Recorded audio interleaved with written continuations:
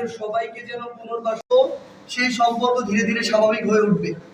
কিন্তু শেখ হাসিনাকে বাংলাদেশে ফিরিয়ে না দিয়ে বাংলাদেশের সাথে, বাংলাদেশের মানুষের সাথে ভারতের সম্পর্ক কখনোই স্বাভাবিক হবে না।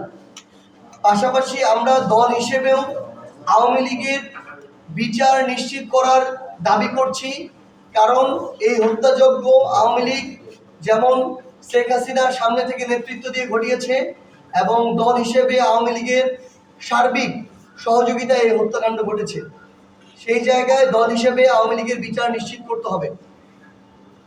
তাছাড়াও খুনি হাসিনা এবং তার এই পুরো ফ্যাসিস্ট সিস্টেম যতগুলো গুম খুন বিচার বহির্ভূত হত্যাকাণ্ড ঘটিয়েছে, গণহত্যা ঘটিয়েছে, এর তুলনায় আসলে এই শাস্তি কিছুই না।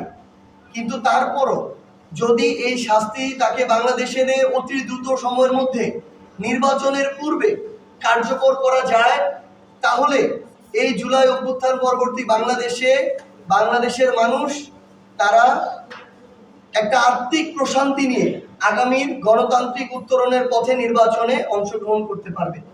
তাই আমরা প্রত্যাশা করব যে আগামী নির্বাচনের পূর্বে যেন শেখ হাসিনাকে যে কোনো উপায়ে বাংলাদেশে এনে এই মৃত্যুদণ্ডাদেশ যে রায়, সে রায়টি কার্যকর করা হয়।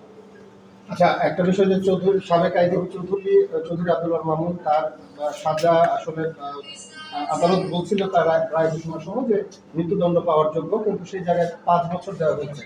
আপনারা কি মনে করেন যে এটা কি আসলে আপনাদের কাছে জিনিসটা যুক্তি কিনা? জি, চৌধুরী আব্দুল্লাহ মামুন যিনি সাবেক আইজিপি ছিলেন, তিনি এই শেখ হাসিনার যে বিচারিক কার্যক্রম হলো সেখানে তিনি রাজসাক্ষী ছিলেন, এবং তিনি তার জায়গা থেকে প্রত্যেকটি সত্য কথা তুলে ধরেছেন।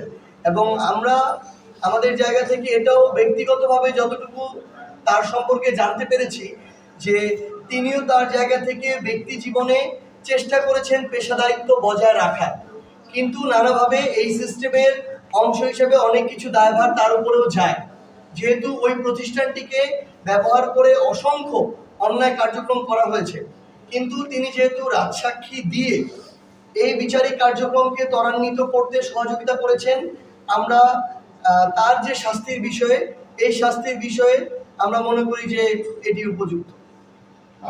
আদালত শেখ হাসিনা এবং আসাদুজ্জামান খান কামালের সম্পদ জব্দের নির্দেশ দিয়েছেন। রাষ্ট্রের এটা আবার আলাদা করে বলেছেন যে যারা এই জুলাই অভ্যুত্থানের সময় যারা আহত হয়েছে, নিহত হয়েছে, তাদের পরিবার এবং তাদের রাষ্ট্র উপযুক্ত ভাবে আপনার ক্ষতিপূরণ প্রদান করে। আপনার কি মনে হয় এখানে আর কিছু বলার আছে?